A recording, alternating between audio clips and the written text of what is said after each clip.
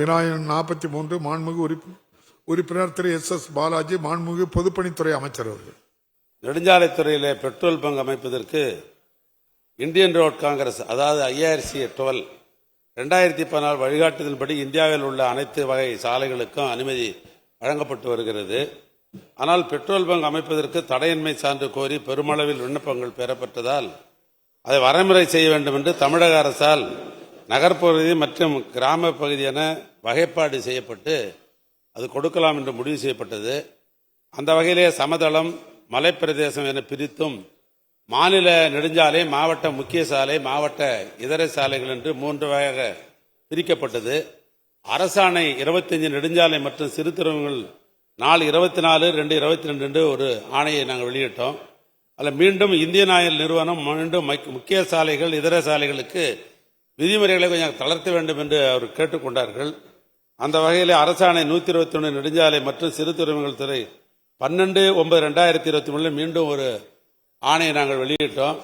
அது மேற்கொண்ட அரசாணை மூலம் தேவையான விதிமுறைகளுக்கு உட்பட்டு பெட்ரோல் அமைப்பதற்கு இப்போ தடையில்லா சான்று வழங்கப்படுகிறது.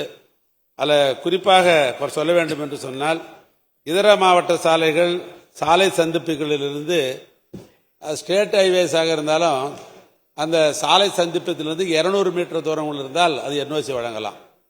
அதே நேரத்தில் இன்னொன்று வகைப்பாடு செய்திருக்கிறோம். அதாவது மாவட்ட இதர சாலைகளாக இருந்தால் அதற்கு IRC வழிகாட்டல் பிரகாரம் இப்பொழுது 100 மீட்டர் இருந்தால் போதும் என்று இப்போ தளர்த்திருக்கிறோம்.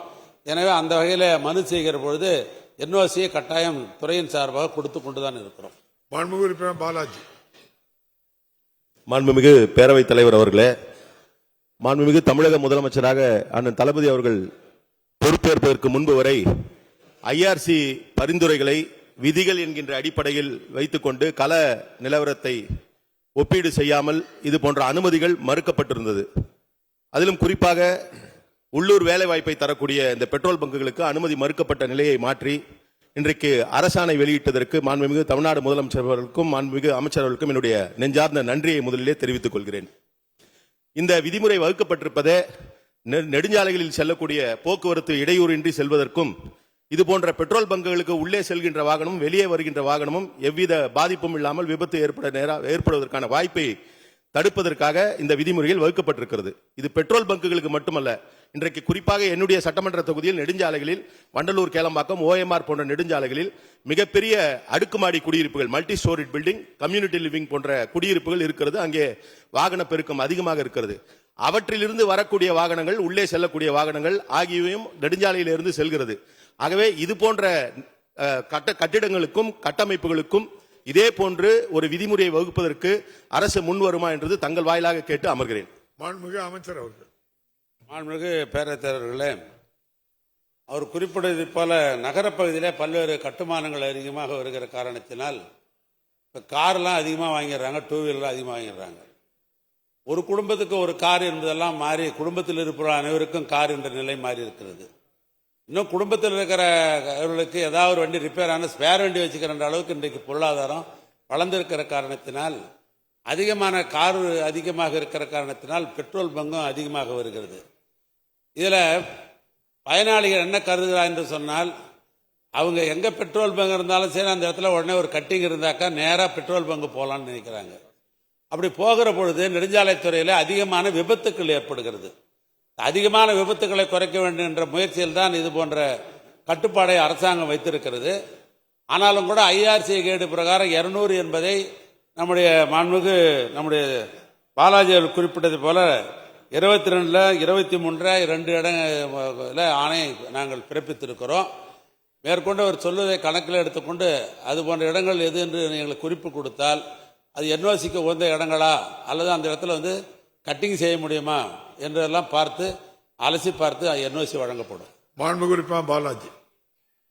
மாண்புமிகு பேரவைத் தலைவர் அவர்களே, திருப்போரூர் சட்டமன்ற தொகுதியில் 7வது அறுபடை வீடு தமிழ் கடவுள் முருகனுக்கு என்கின்ற வகையில் திருப்போரூர் மட்டுமல்ல, எப்படி மாண்புமிகு அமைச்சருடைய திருவண்ணாமலையில் அருணாச்சலேஸ்வரர் திருக்கோயிலுக்கு கிரிவலம் செல்கிறார்களோ அதே போன்று திருக்கழுக்குன்றத்தில் இருக்கக்கூடிய வேதகிரீஸ்வரர் மலைக்கும் கிரிவலம் செல்லக்கூடியவர்கள் மிக அதிக எண்ணிக்கையில் இருக்கிறார்கள். திருப்போரூர் கோயிலுடைய பிரதான வாயிலை ஈசிஆர் சாலைக்கு இணைக்கக்கூடிய திருப்போரூர் நெம்மேலி சாலையையும் திருக்கழுக்குன்றத்தில் கிரிவலம் செல்லக்கூடிய அந்த கிரிவல பாதையையும் அந்த சாலையையும் மேம்படுத்தவும் முதல் சாலையை விரிவுபடுத்தி மேம்படுத்தவும் அமைச்சர் முன் வருவாரா என்பதை கேட்டு மிக சிறப்பாக நெடுஞ்சாலைத்துறை சாலைகள் அமைக்கப்பட்டிருக்கிறது. ஜங்ஷன் இம்ப்ரூவ்மெண்ட் என்று சொல்லக்கூடிய சந்திப்புகள் எல்லாம் மேம்படுத்தப்பட்டிருக்கிறது. இவற்றுக்கான அடிப்படையே தமிழ்நாட்டை விபத்தில்லா மாநிலமாக்க வேண்டும் என்கின்ற நம்முடைய மாண்புமிகு முதலமைச்சருடைய கனவை நனவாக்க வேண்டும் என்கின்ற வகையிலே அது போன்ற திட்டங்களை சிறப்பாக இந்த துறை செய்து வருகிறது. என்றாலும் கூட வளர்ச்சி அடையக்கூடிய இடங்களில் குறிப்பாக கிளாம்பாக்கம் பக்கத்தில் இருக்கக்கூடிய வண்டலூர் கிளாம்பாக்கம் சாலை, ஓஎம்ஆர் சாலை போன்ற சாலைகளில் ஆக்கிரமிப்புகள் நாளொரு மேனியும் பொழுதொரு மண்ணுமா வந்து கொண்டிருக்கிறது. ஆக்கிரமிப்புகள் நிலை பெறுவதற்கு முன்பாகவே அவை தோன்றுகின்ற பொழுதே அவை களைவதற்கான நடவடிக்கையும் அமைச்சர் முன்னெடுக்க வேண்டும் என்று கேட்டு அமர்கிறேன். மாண்புமிகு அமைச்சர் அவர்கள்.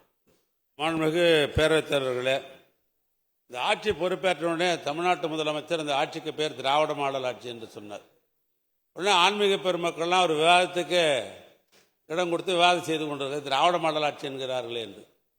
ஆனால் அந்த ஆட்சியில் எல்லாருக்கும் எல்லாம் கிடைக்கும் என்ற அந்த அடிப்படையில் ஆன்மீக பெருமக்களும் விரும்புகிறவர்களுக்கெல்லாம் சாலை அமைக்க வேண்டும் என்கின்ற ஒரு முதலமைச்சர்கள் எங்கள் துறைக்கு அறிவுரை வழங்கினார்கள். அந்த வகையில் தான் இன்றைக்கு திருச்செந்தூருக்கு வெகு நாட்களாக கேட்ட புறவழிச்சாலை பணிகளுக்கு வேண்டிய ஏற்பாடு நடைபெற்றுக் கொண்டிருக்கிறது. ராமேஸ்வரத்தில் இருக்கிற திருக்கோயிலுக்கு ஒரு புறவழிச்சாலை வேண்டும் என்று சட்டமன்ற உறுப்பினர் கேட்டுக்கொண்டு அந்த பணி நடைபெற்றுக் கொண்டிருக்கிறது.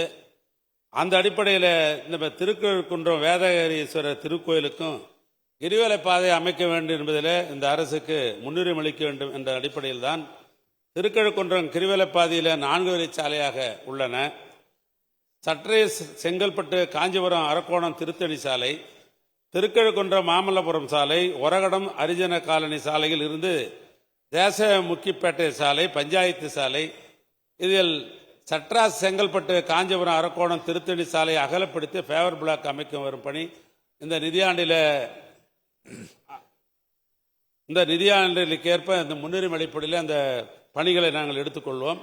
திருக்கழுக்குன்றம் மாமல்லபுரம் சாலையை பொறுத்தளவுக்கு ஃபேவர் பிளாக் பணிகள் 2022-23 முடிக்கப்பட்டு விட்டது.